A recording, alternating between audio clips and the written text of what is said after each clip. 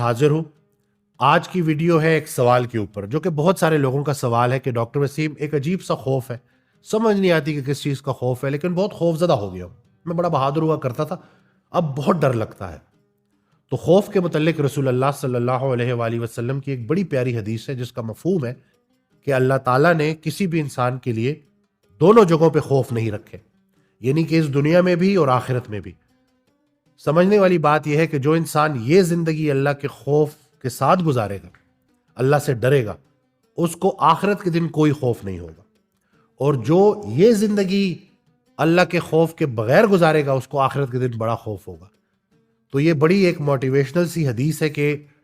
جو انسان بھی خوف کو ڈائریکشن دے گیا, یعنی کہ جیسے بچہ نیند میں ڈر کے جاگتا ہے تو ماں کو پکارتا ہے,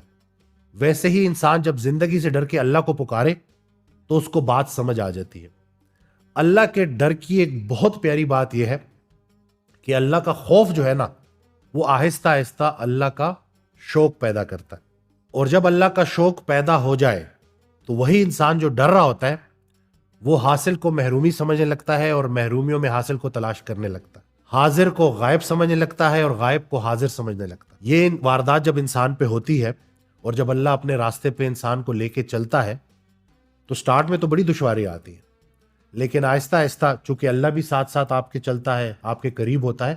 تو وہ مشکلات پھر انسان کے اوپر بھاری نہیں ہوتی. قرآن کی ایک آیت ہے جس کا مفہوم ہے کہ قیامت والے دن, آخرت والے دن لوگ پوچھیں گے ایک دوسرے سے کہ تم کتنا عرصہ دنیا میں رہے تھے, تو کوئی بولے گا کہ ایک دوپہر, کوئی بولے گا ایک شام, یعنی کہ 60-70 سال کی زندگی, اس سے جڑی تکالیف, اس سے جڑے خوف, اس سے جڑی پریشانیاں. جس انسان نے اللہ کے رضا کے لیے زندگی گزاری تو اس دن اس پہ کوئی خوف اور ڈر نہیں ہوگا. تو چھوٹے ڈر کو بڑا ڈر ختم کرتا ہے, اور کسی بھی انسان کے لیے, مسلمان کے لیے سب سے بڑا ڈر یہ ہے کہ اللہ ناراض نہ ہو جائے. اور حضرت واصف علی واصف رحمۃ اللہ علیہ کی بڑی پیاری ایک بات کہ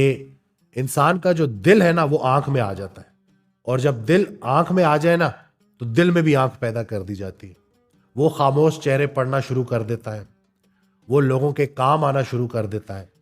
اس کو یہ بات سمجھ لگتی ہے کہ بھائی میں نے اللہ سے سارا دن کچھ مانگتے نہیں رہنا, اللہ کے لیے میں نے بڑا کچھ کرنا ہے.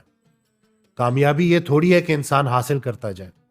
اصل کامیابی یہ ہے کہ جو بھی حاصل کیا اس کو خوشی خوشی تقسیم کرتا جائے.